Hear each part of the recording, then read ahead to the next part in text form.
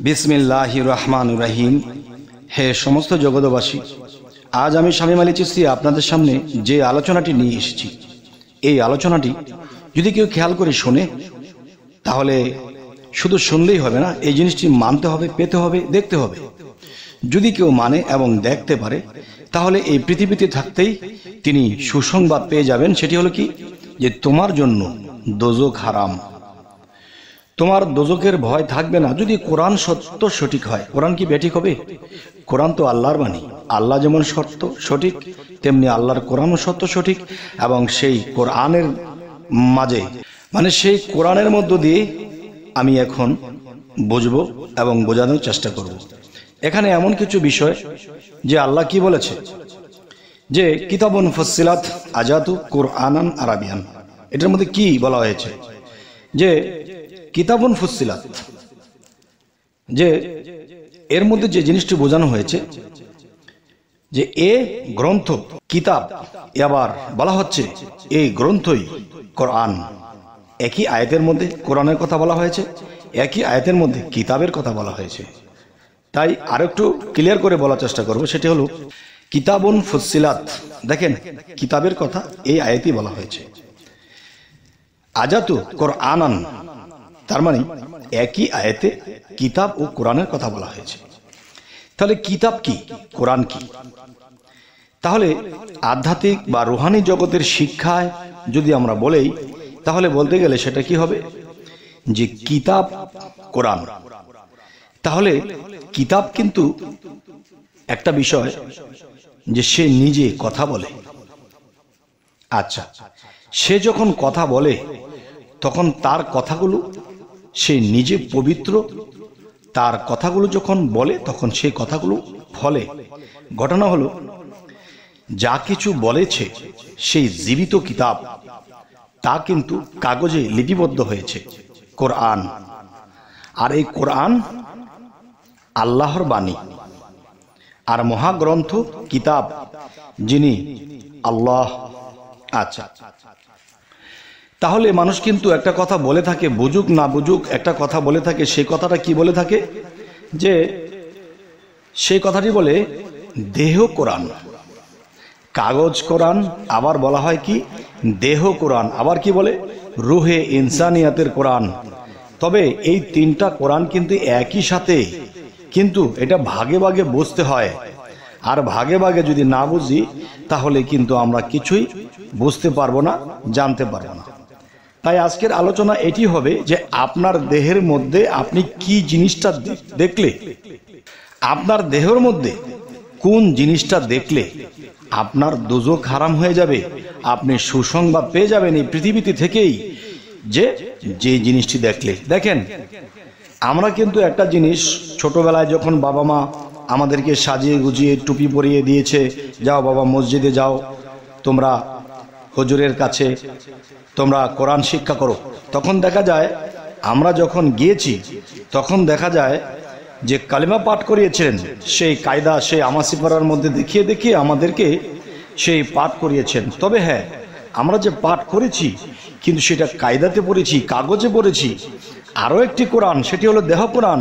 আর সেই দেহ কোরআনের মধ্যেই কিন্তু বলা হয়েছে, যে তোমরা সেই দেহ কোরআনের মধ্যে কালেমা আল্লাহ ফিটিং করেছে, সেই কালেমাকে দেখতে হলে, চিনতে হলে, বুঝতে হলে তোমাদের কি করতে হবে, তোমাদের সেই দেহ কোরআনের মধ্যে ঢুকতে হবে। এবং মসজিদে বা মাদ্রাসায় যে হুজুর বা সেই মাওলানা সাহেব যে শিক্ষক, তিনি কিন্তু আমাকে কায়দা আমাসিপেরা কোরআনে পড়িয়েছিলেন। এখন একজন মুর্শিদ, একজন কামেল মুর্শিদ কিন্তু আপনাকে আমাকে পড়াবে কোথায়? তিনি পড়াবেন সেই দেহ কোরআনের মধ্যে। তাহলে সেই দেহ কোরআনের মধ্যে যখন প্রবেশ করব, তখন সেই দেহ কোরআনের মধ্যে আমার মাঝে যে কালেমাটা আল্লাহ ফিটিং করে রেখেছে, যেমন মনে করেন যে আমরা একটা জিনিস ভাবি, যে কালেমা যে বিষয়টা, এই কালেমাটা কি জাত নাকি সিফত? যদি জাত হয় কিভাবে, যদি সিফত হয় কিভাবে, এবং জাতের কালেমা কোথায় এবং সিফতের কালেমা কোথায়?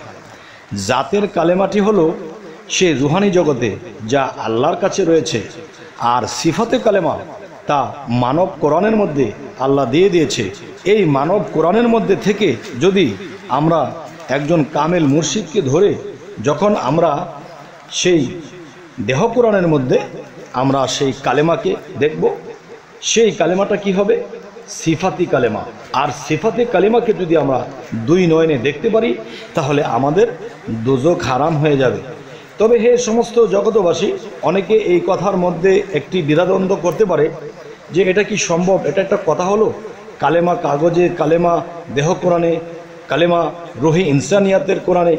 তবে দেখেন, আল্লাহ কিন্তু এক, কিন্তু আল্লাহ, নবী, আদম এই তিনজনে মিলে হয় একদম। তাহলে সেখানে কিন্তু আল্লাহ তিনজনের মধ্যে একজন হয়ে আছে। তাহলে কালেমাটা জাতে আছে, কালেমাটা সিফতে আছে, কালেমাটা কায়দা কোরআনের মধ্যে রয়েছে। তাহলে আমরা যদি সেই তিনটি জায়গার কালেমাকে বুঝতে পারি তাহলে আমাদের সমস্ত দোজখি হারাম হয়ে যাবে। এই পৃথিবীতে থাকতেই আপনি সুসংবাদ পেয়ে যাবেন।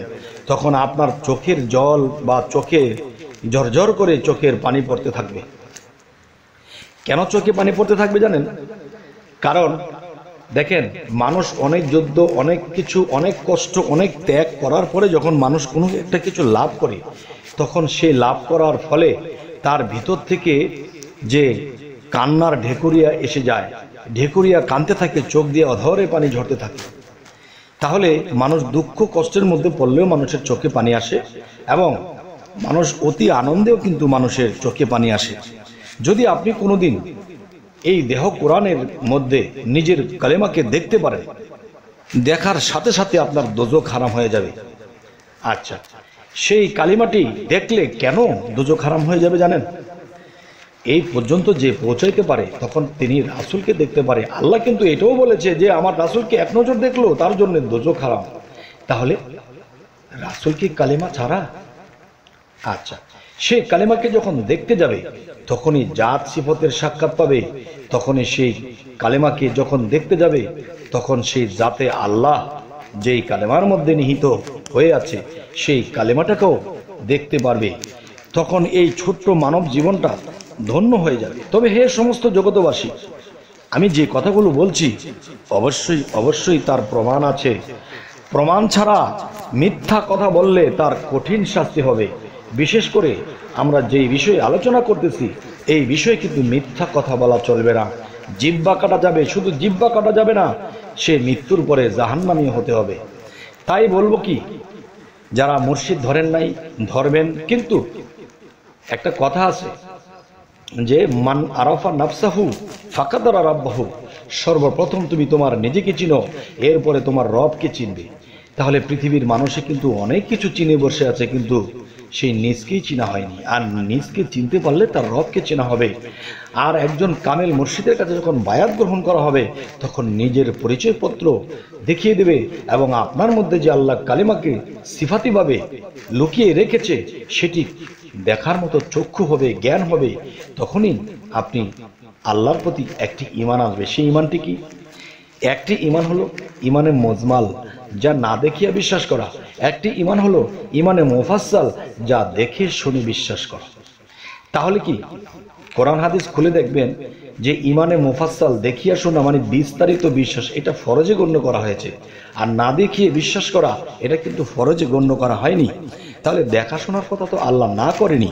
আল্লাহ কিন্তু কোরআনে এটাও বলেছে, যারা দুনিয়াতে আমি আল্লাহকে দেখলো না এবং দেখার চেষ্টা করলো না তারা হাসরের দিন অন্ধ হয়ে উঠবে। স্পষ্ট আয়াত, কিন্তু এই আয়াতটিকে ঘুরিয়ে ফিরিয়ে অনেক কোরআন লেখা হয়েছে যে সেটির মধ্যে লেখা আছে কি, যারা দুনিয়ায় অন্ধ তারা আখিরাতে অন্ধ। এই যে কথার দ্বন্দ্ব আর কখনো শেষ হবে? যদি আল্লাহ দয়া করে তাহলে শেষ হবে।